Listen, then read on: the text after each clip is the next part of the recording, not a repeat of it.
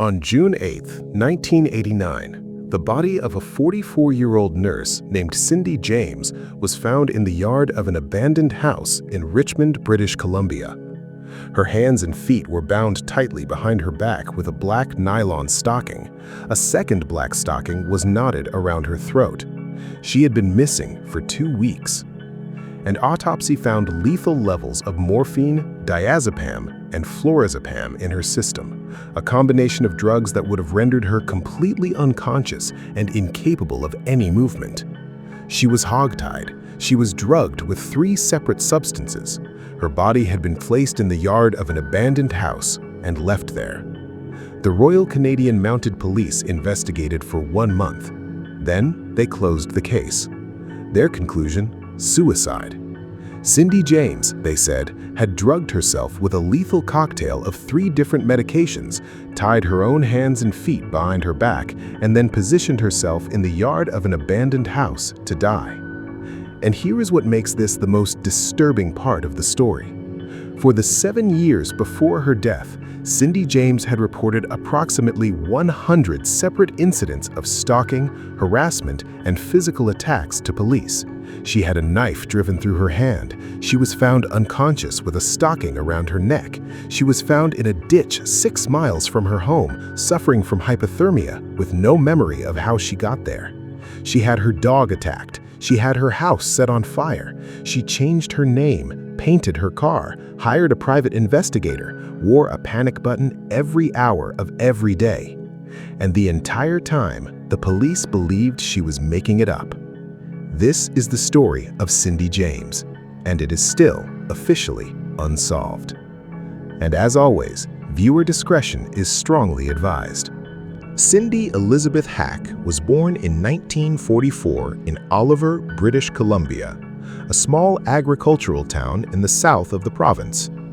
She was one of 6 children raised in a disciplined household headed by her father Otto, a Canadian Air Force lieutenant colonel, and her mother, Tilly. Friends and colleagues who knew Cindy in her adult life described her consistently in the same terms: intelligent, meticulous, deeply empathetic. She had a particular gift for working with children who had behavioral and emotional problems, the kids that other people found too difficult or too exhausting. Cindy had patience for them. She understood them. She kept showing up for them, even when the work was hard. She trained as a nurse, graduating from nursing school in 1966. She worked first as a pediatric nurse at Vancouver General Hospital, then spent more than a decade at a facility called Blenheim House, a preschool specifically for children with behavioral and emotional issues. The children there remembered her. Former patients contacted her family after her death to say she had changed their lives. In 1965, when she was 21, Cindy met Dr. Roy Makepeace, a psychiatrist who was 18 years older than her. They married in December 1966. Her family later described the marriage as troubled and claimed there were allegations of abuse within it. The couple had no children together. Cindy had loved children her whole career, but the marriage had not given her any of her own. In 1982, after 16 years of marriage, Cindy filed for divorce. She was 38 years old. She was starting over alone for the first time in her adult life. She moved into a house in Richmond, got a job she loved, had friends who cared about her. 4 months after the divorce was finalized, the phone calls began. Late 1982. Cindy's phone rings. When she answers, there is silence, then whispering, then a voice that threatens her life. She doesn't call the police immediately. She tells her parents, her mother Tilly, and her father Otto. They listen and they believe her. Otto, the former Air Force officer, is not a man easily rattled, and he believes his daughter completely. The calls keep coming. Then letters appear on her doorstep, threatening messages, cut and paste ransom-style notes made from magazine clippings. The lights on the outside of her house are destroyed. Her telephone line is cut. She goes to the police. Here is the critical moment in this story. because from this point forward, the response of the police to Cindy James would shape everything that followed. They took her report. They investigated. They found no evidence of an intruder. They noted that she was recently divorced from a psychiatrist 18 years her senior, and they began to form a theory. The theory was this: Cindy was doing it to herself. This was not an unreasonable conclusion to reach with the early evidence available. Self-staged harassment cases do exist. People experiencing mental health crises sometimes manufacture victimhood as a cry for help. The police had seen it before. And Cindy, intelligent, meticulous, controlled Cindy, showed a composure in reporting these incidents that struck investigators as unusual. Victims of genuine stalking, they felt, tended to be more visibly distressed. What they may not have considered is that Cindy was a nurse, a psychiatric nurse who had spent her career maintaining calm in crisis situations. That composure was not evidence of fabrication. It was who she was. It was how she had been trained and how she had lived her professional life. But the police had formed their theory, and once a theory is formed in an investigation, the evidence that follows tends to be interpreted through it. The harassment intensified. Let's walk through what happened to Cindy James over the following years, each incident worse than the one before it, because the pattern of escalation is the most important thing to understand about this case. The phone calls begin. Threatening, whispered, silent. Her phone lines are cut. Notes appear at her door. The incidents escalate beyond threats. Dead cats begin appearing in her yard. Not one, not two, 4 separate strangled cats left where she would find them. Someone is getting close enough to her property to leave them there. Someone is watching her closely enough to know what will frighten her most. Cindy loved animals. Whoever was doing this knew that. She changes her name, taking the surname James instead of Makepeace, trying to make herself harder to find. She changes the color of her car. She moves to a new house. She does everything a rational person who believes they are being stalked would do. The incidents follow her to the new address. She hires private investigator Ozzy Caban. This decision will define the next 6 years of her life. Caban equips her with a 2-way radio, a silent panic alarm, motion sensors, and constant availability. He is one of the people who never stops believing her. January 30th, 1984. This is the night everything changes. Ozzy Caban hears garbled static over the 2-way radio Cindy carries everywhere. Something is wrong. He drives to her house immediately and finds it locked. He looks through a window. Cindy is lying on the floor of her living room, unconscious. A paring knife has been driven through her left hand, pinning it to the floor. Attached to the knife is a note made from cut-out magazine letters. It reads, "Now you must die." A black nylon stocking is knotted tightly around her neck. Cindy is taken to hospital. Doctors find a needle mark in her right arm, though no drug is detected in her system at that point. She has a head injury consistent with being struck by a blunt object. When she regains consciousness, she tells police she remembers a man coming through her gate and then nothing. The police consult a psychiatrist named Dr. Anthony Marcus. Marcus renders the opinion that Cindy engineered the harassment herself. Based largely on this opinion, police decline to pursue a criminal investigation and instead suggest that Cindy enter psychiatric therapy. She refuses. From her perspective, from the perspective of a woman who knows she is being stalked and attacked, agreeing to therapy is a tacit admission that she is imagining it. If she accepts that label, nobody will ever help her. Her attacker will never be found. She believes, correctly, that accepting treatment will end any possibility of the police taking her seriously. She refuses, and she is right to refuse. And from this moment on, the police never again take her seriously. 1984 continues. More incidents. A fire is set in her house. She is found by friends in her basement, apparently attacked, her dog also injured. A cigarette of a brand she doesn't smoke is found on her windowsill, physical evidence that someone has been in her home. 2 men posing as police officers come to her door. When she radios Caban, they flee. Her mother Tilly comes to stay with her for safety. While Tilly is there, threatening phone calls come to the house, calls that Tilly herself answers. These are not calls Cindy is making to herself. Her mother is standing right there. The police are not persuaded. August 21st, 4:45 in the morning. Cindy's house catches fire. She escapes. The fire is determined to have been deliberately set. December 1985. Cindy is found in a ditch 6 miles from her home. She is suffering from hypothermia. She has bruises and cuts. A black nylon stocking, the same kind that will eventually be found around her dead body, is tied around her neck. She has no memory of how she got there. The incidents continue. Sometimes there are quiet periods, then they resume. Cindy's world shrinks progressively.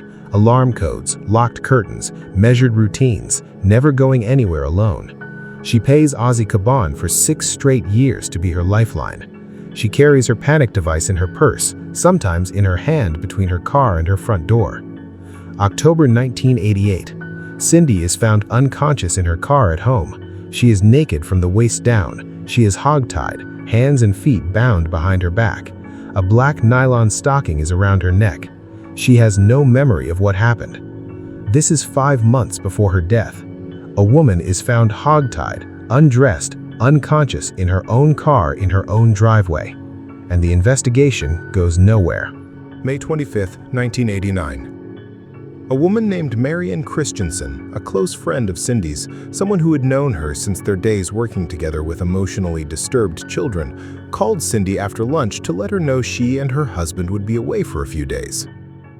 Cindy sounded better than she had in years. She was starting a 5-day break from Richmond General Hospital. She had social plans, a child's birthday to attend, friends coming over for bridge that evening. She mentioned almost casually that there had been a run of attempted break-ins recently after a long quiet spell.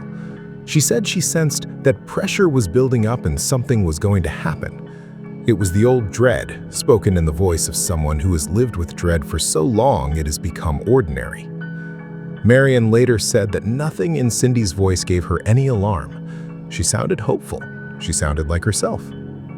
That evening, Cindy disappeared. Her car was found in the parking lot of a nearby shopping mall. Inside the car were groceries, a wrapped birthday present for the child whose party she had planned to attend. Her credit card was found underneath the car.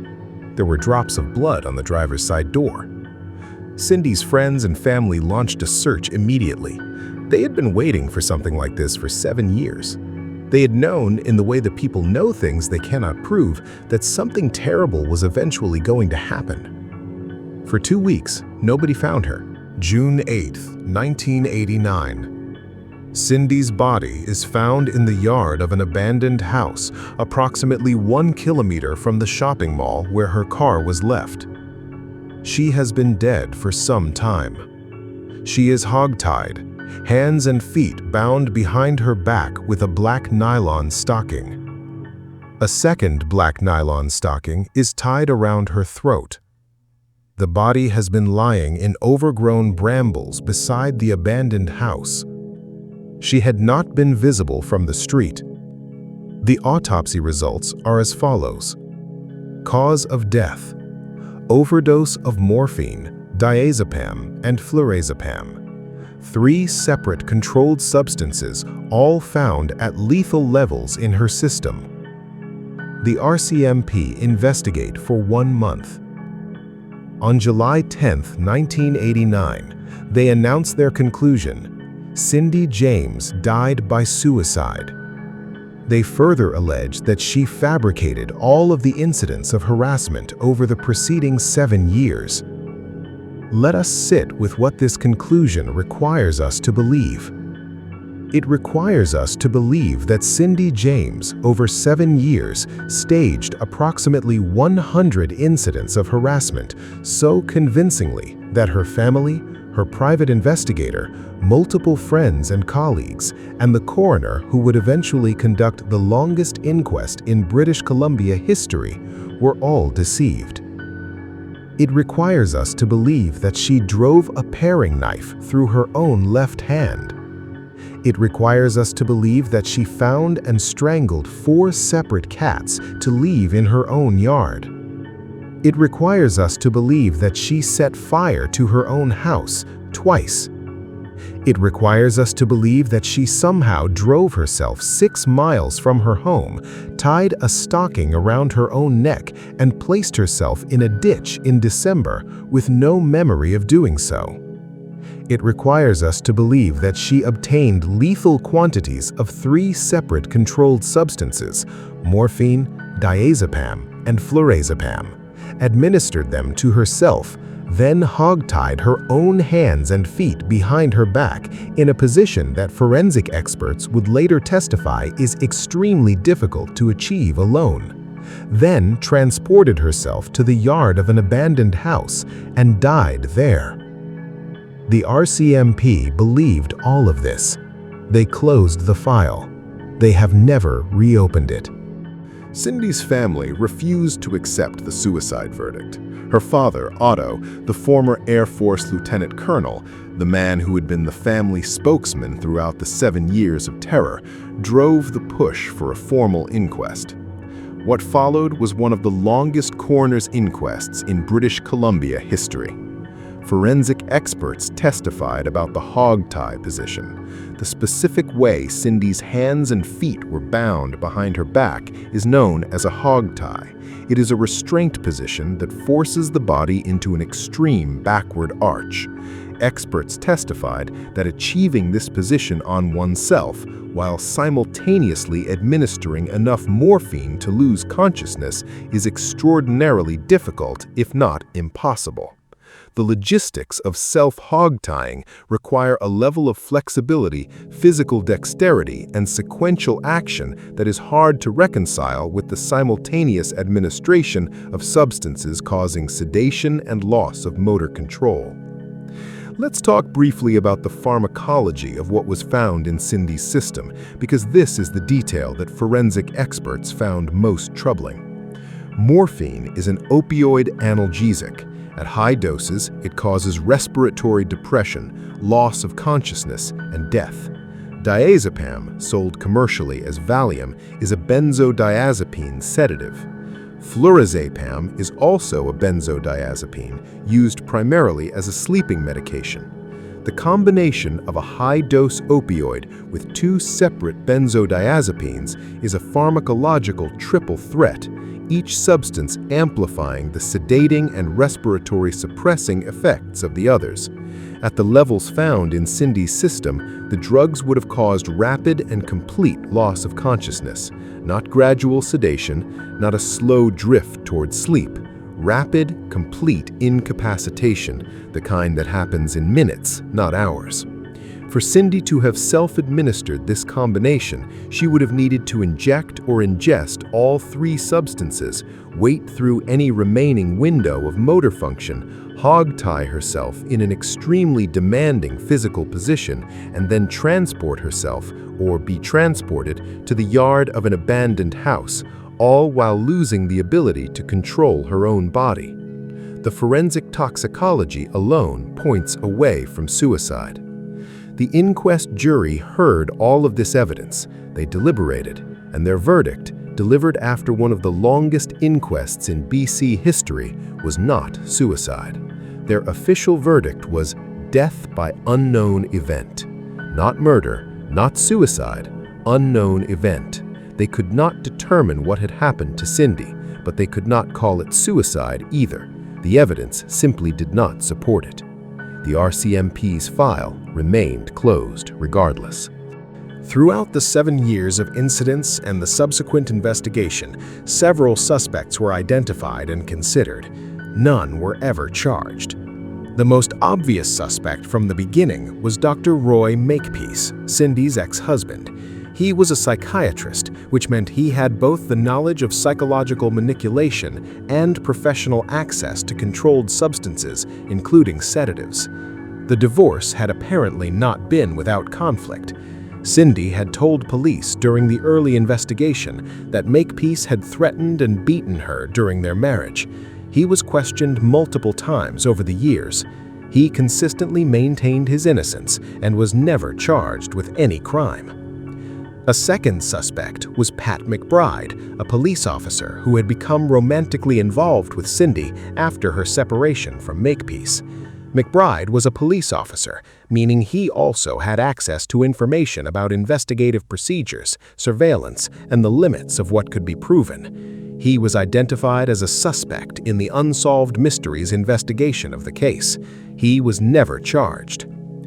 Private investigator Ozzy Caban, who had been Cindy's closest protector for 6 years, was also considered as a possible suspect by some investigators, on the theory that his central involvement in all the incidents made him both unusually present and uniquely positioned to know when and how to attack her.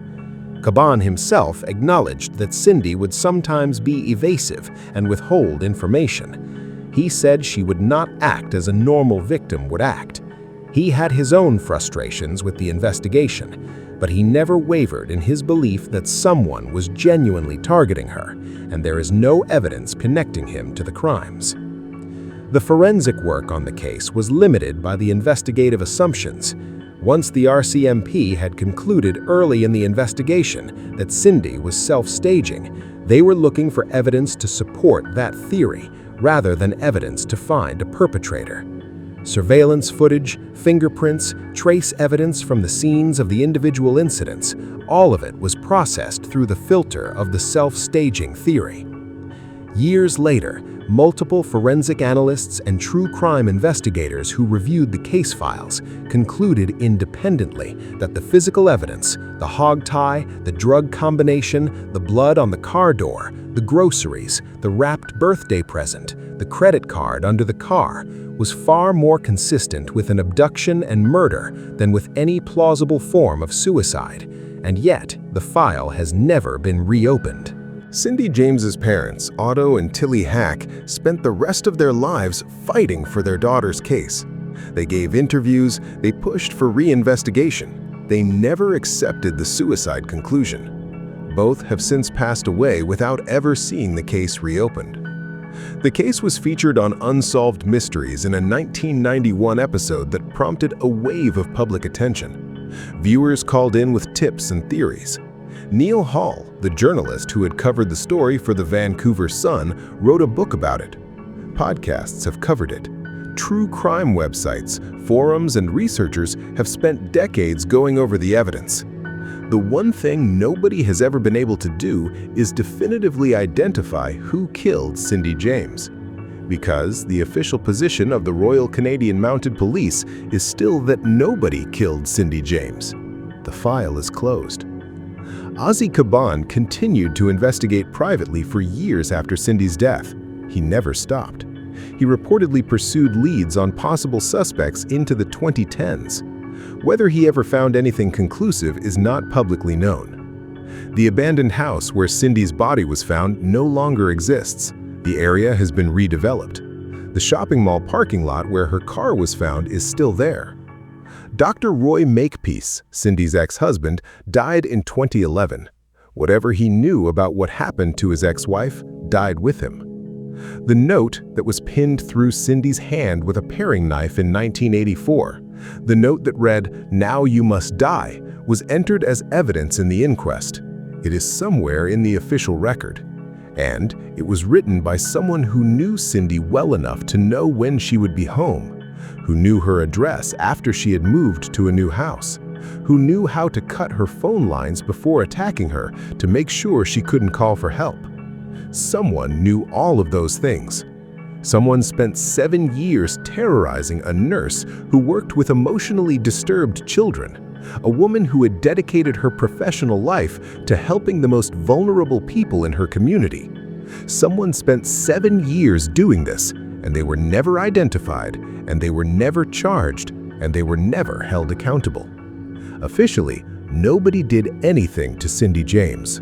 Officially, she did it all to herself, and then tied her own hands behind her back and died in a yard.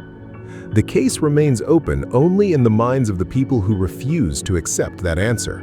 Her family, the people who knew her, the researchers who have spent years going over the evidence, and the viewers of shows like this one who hear the facts and cannot reconcile them with the conclusion. Was it murder? Was it, against all probability, suicide? Was there a perpetrator who was never found because the police stopped looking? 36 years later, we still don't know. Hello everyone, my name is Brian and welcome back to the channel. Cindy James was a nurse who dedicated her life to children who had been failed by everyone else.